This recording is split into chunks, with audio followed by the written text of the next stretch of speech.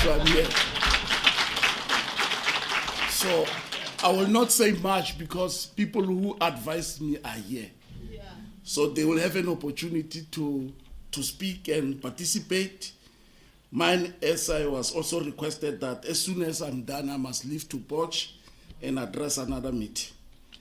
Ke tsa tšhone ke re a ke le lebogele masepala wa rona wa Sedika gore ba tshotse tšhone ba akantse gore go botlhokwa gore go nne le kopano e tshwana le e. We are so excited and happy because we believe strongly that they came to a realization that there is a need to bring people together from diverse sectors of the society to come and put their heads together and say, what is that we can do? Because the reality is that our economy is facing serious challenges. Our people are unemployed. There is high level of poverty and so forth. We need all of us to say, from a planning and implementation point of view, we seem to be doing something, all of us, but we are doing it in a very disjunctured and disjointed manner. And as a result, there is no formal and clear articulated impact that can be from time to time be evaluated in a form of ensuring that our milestones are calculated. And therefore, we are saying the leadership of the municipality, both politically and administratively, we believe that we are doing a very good job.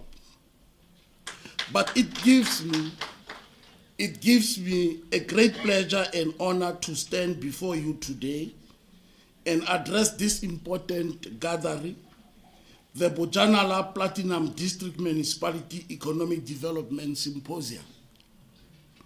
This initiative correlates with our ongoing efforts to reposition the local sphere of government as a strategic location for enterprise development and job creation. This assertion is centered on the call by His Excellency President Ramaphosa, who said we should dedicate this year to fix our local municipalities and also focus on transforming the economy. By law, municipalities, and in particular through Section 153 of the Constitution, are obligated to promote socio-economic development initiatives in their own localities. This is primarily aimed at ensuring that municipalities align their integrated development plans with the objectives of the medium-term development plan through various pragmatic programs. This has the potential to unlock various economic opportunities for locals and address the scourge of unemployment affecting our people.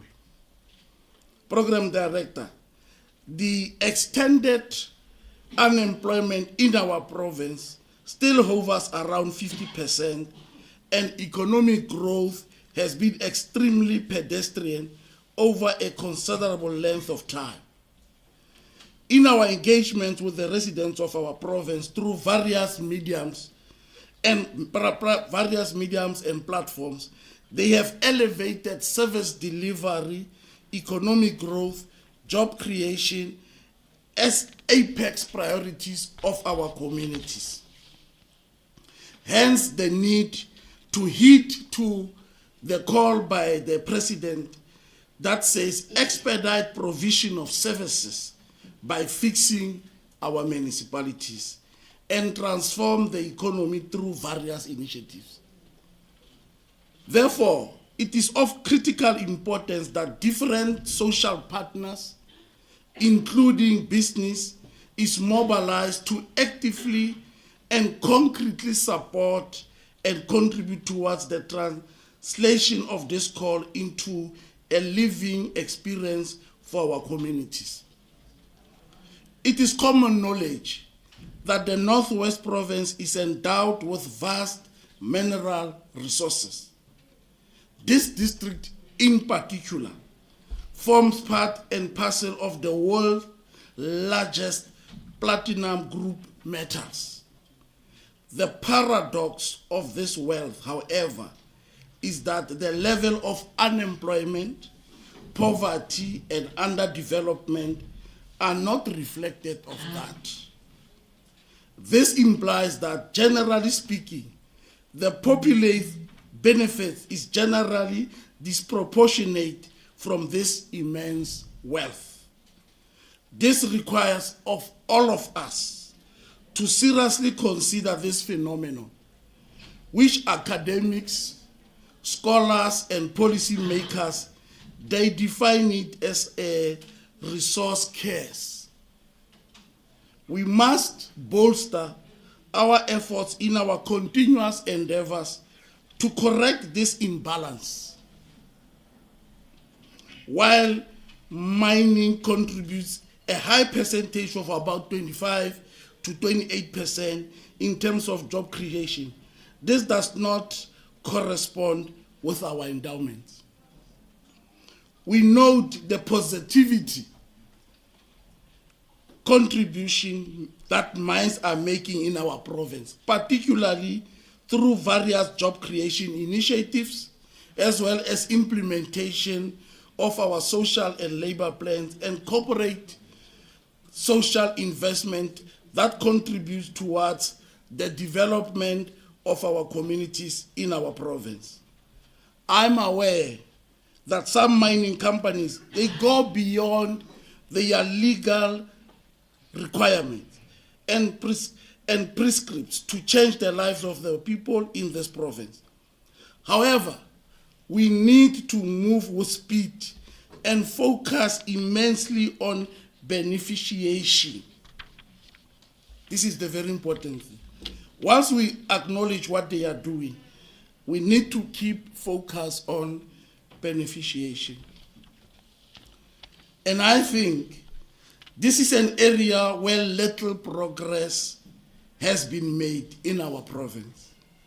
Therefore, we need to give more flesh and impetus to beneficiation. Program Director, the adoption and the subsequent launch of the Provincial Growth and Development Strategy is primarily aimed at giving practical meaning to the aforementioned proposed solution. The PGDS, as it's known in the province, is centered on reincarnating economic activities in our province by pursuing public-private partnership with various business entities to address the challenge of unemployment, which is afflicting the developmental trajectory in our province.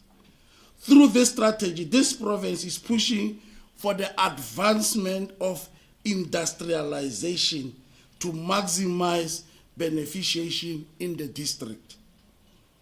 The Bojanala Special Economic Zone, gazetted for about 1,000 hectares around the old Budirelo Industrial Park in Mokgosi, will focus largely on the mineral beneficiation, especially PGMs, manufacturing, including mining equipment, supply, agro-processing, and renewable energy.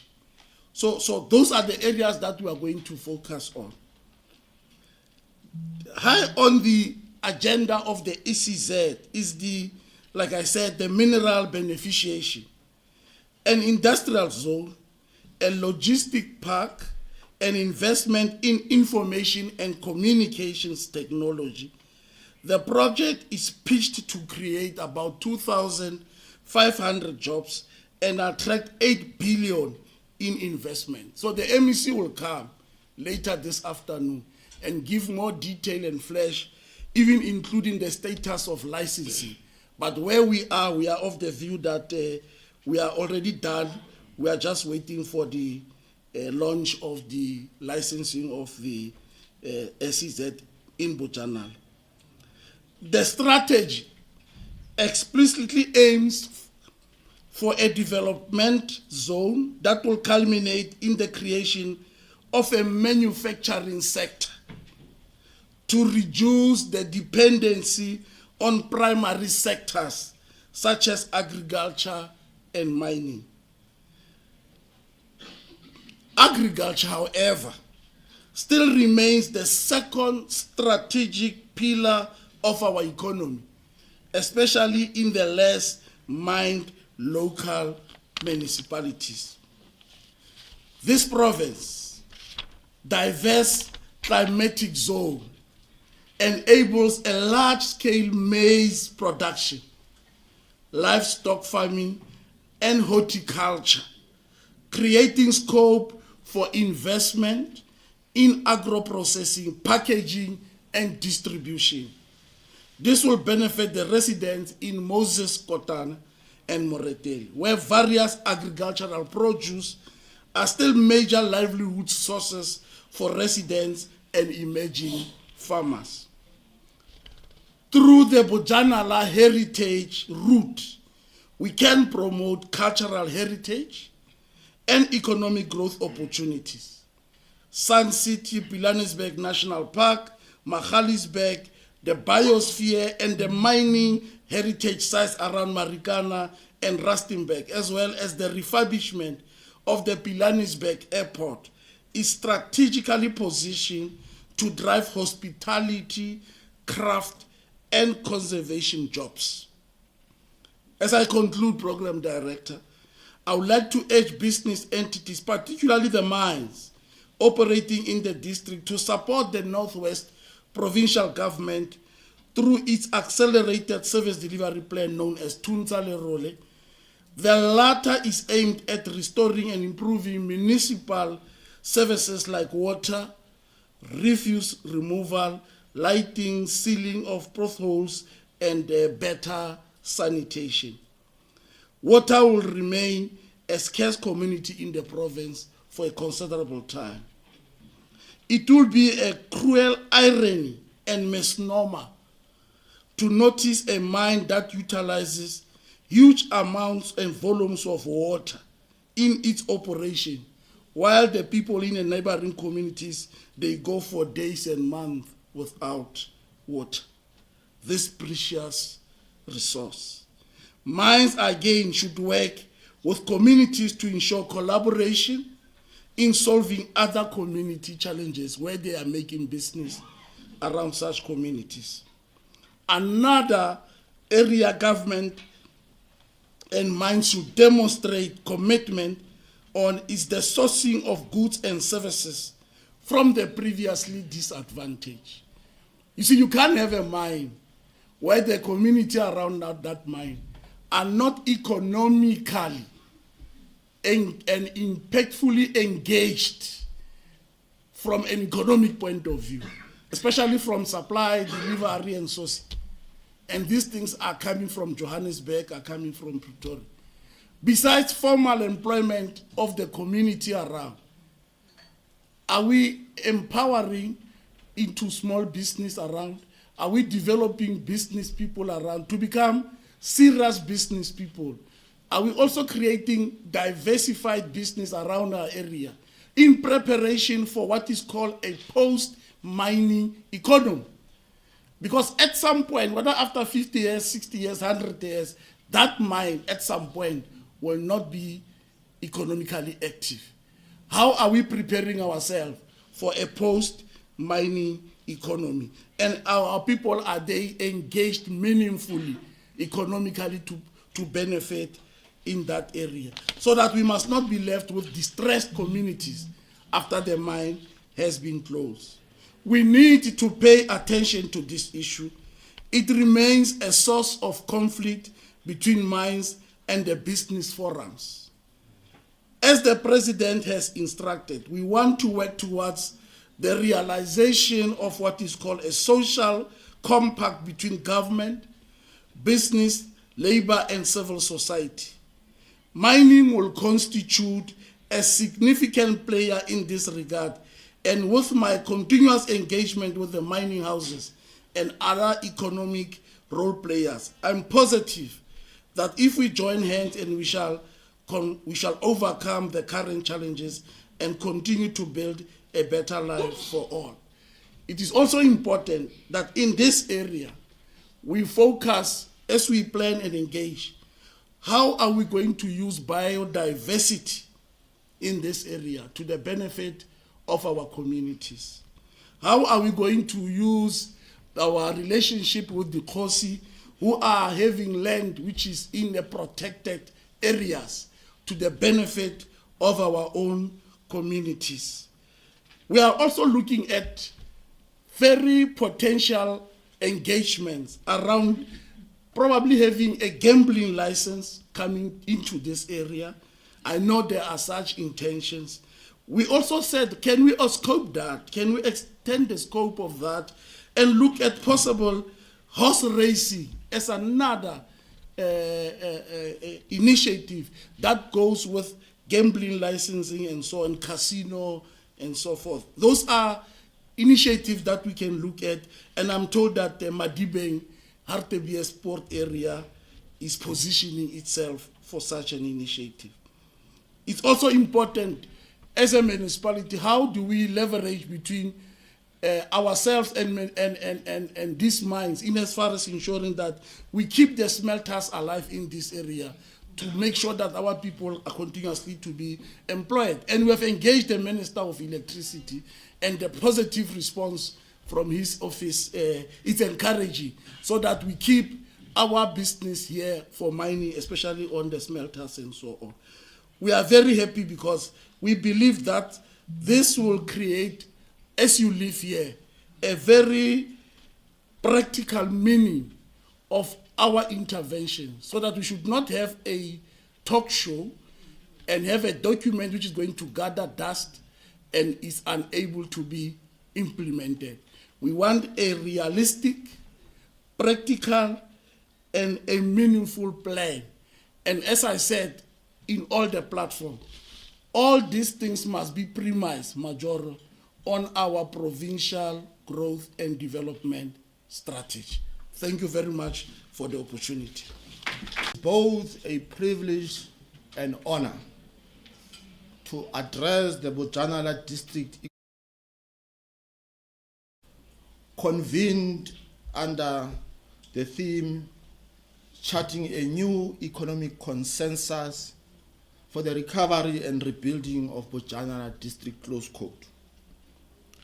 I wish to commend the Bojanala Platinum District Municipality for convening this important gathering and for recognizing the need to build a shared economic future for the district. The theme of today's symposium is as instructive as it is both timely and necessary.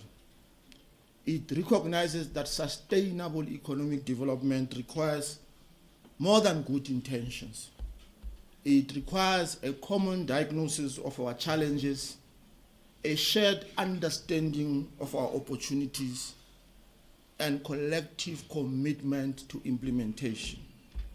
Today we congregate here not merely to discuss economic challenges, but to summon both wit and courage to confront them.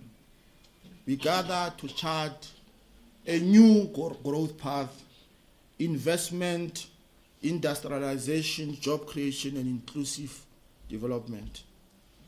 Ladies and gentlemen, as you know, the South African economy was built on mineral discoveries and mining. The discovery of diamonds in Kimberley in 1867 and gold on the Witwatersrand in 1886 transformed South Africa into one of the world's most leading mining countries. Mining became the foundation upon which railways, ports, financial institutions, manufacturing industries, and modern cities were built. However, this economic growth was not inclusive. The economy that emerged concentrated ownership, wealth, and productive assets in the hands of a minority while excluding majority of South Africans from meaningful participation in economic activity. the 1994 democratic breakthrough, notwithstanding transformation of the economic structure inherited from apartheid, remains one of the greatest tasks of our democratic project. 3 decades later, inequality in South Africa remains stubbornly high. The challenge before us, therefore, is not merely economic growth. The challenge is economic transformation. Transformation requires us to fundamentally change patterns of ownership, production, investment, skills development, and economic participation. The NDP correctly recognizes that growth without inclusion is unsustainable, while inclusion without growth is impossible.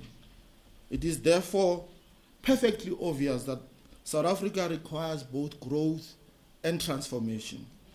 Program Director, as we reflect on our economic history, we must also confront our economic reality. The South African Reserve Bank and the International Monetary Fund have both highlighted a common challenge. The South African economy remains resilient, but growth remains too low to significantly reduce unemployment, poverty, and inequality. Current forecast suggests that economic growth will remain around 1 to 2% over the medium term. While positive, this growth remains well below the levels required to fundamentally transform our socio-economic conditions. Our economy is growing too slow to absorb the growing number of young people entering the labor market every day. According to Stats SA, our population growth is approximately 1.3 to 1.5% annually. Every year, hundreds of thousands of young South Africans enter the labor market in search of opportunity. The labor force grows whether the economy grows or not. If economic growth lacks, population growth, unemployment inevitably rises. This is precisely why growth matters. It is not an abstract economic concept. It is the difference between opportunity and exclusion. It is the difference between hope and despair. It is the difference between a demographic dividend and a demographic crisis. Today, South Africa's official unemployment rate remains above 32%, while youth unemployment is at approximately 46%. These realities, colleagues, represents one of the greatest threats to social cohesion, economic stability, and long-term prosperity. Kagiso, it is clear what the urgent task of economic and social transformation are. We need to urgently industrialize our economy, deepen localization, and strengthen backward linkages, especially in the mining value chain. We must expand opportunities for SMMEs, cooperatives, women-owned enterprises, youth-owned enterprises, and black industrialists. We must strengthen municipal capability and improve infrastructure to ensure that economic growth translates into tangible improvements in the lives of ordinary South Africans. Yesterday, I spoke to the CEO of Infrastructure South Africa. And one of the directives that was given in our conversation was that there must be an engagement between Infrastructure South Africa, which is really a custodian of catalytic projects in South Africa. As you know, Infrastructure South Africa is responsible for coordinating catalytic projects. And I said to them, one of the conversations we need to have is how they should go about assessing the Northwest Province, and particularly in the wake of the symposium that is held today, how do they actively get involved in conversations with municipalities in the Northwest Province? The only way, ladies and gentlemen, that we can achieve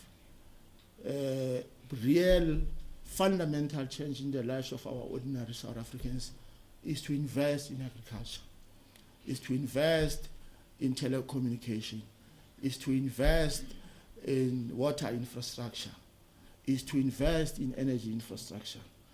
And the only way we can achieve real tangible progress in our province is to invest in mining opportunities. And that is why I had this conversation with Infrastructure South Africa, to inter alia reflect on what opportunities can be offered. As you know, the national government has invested over 1 trillion rands over the medium term towards infrastructure development. We need to make sure that South Africa becomes a construction site so that our gross capital formation can reach the desired 30% envisaged by the NDP. Program Director, the economic significance of Bojanala cannot be overstated. The Northwest Province contributes approximately 6% of South Africa's economic output and remains one of the country's most strategic mining provinces.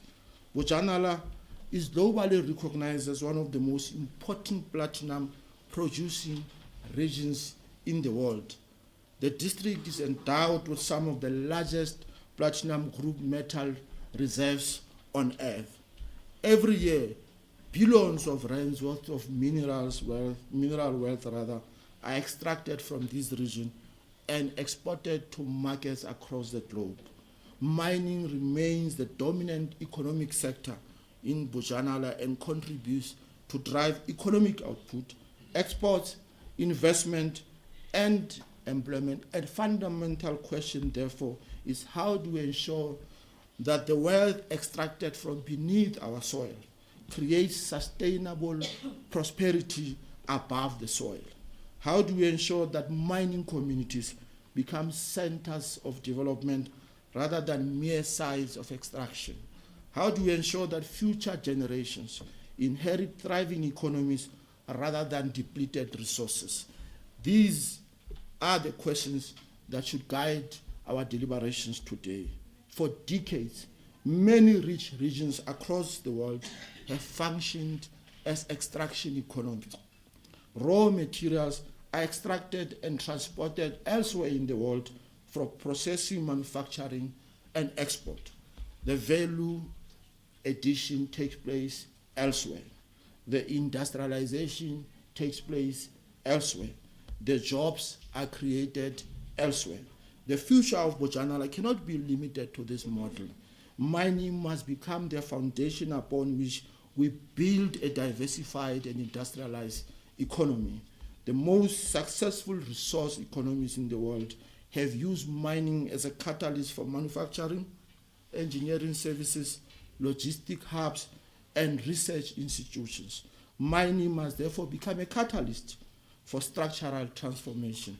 This approach is fully aligned with the South Africa's national economic agenda.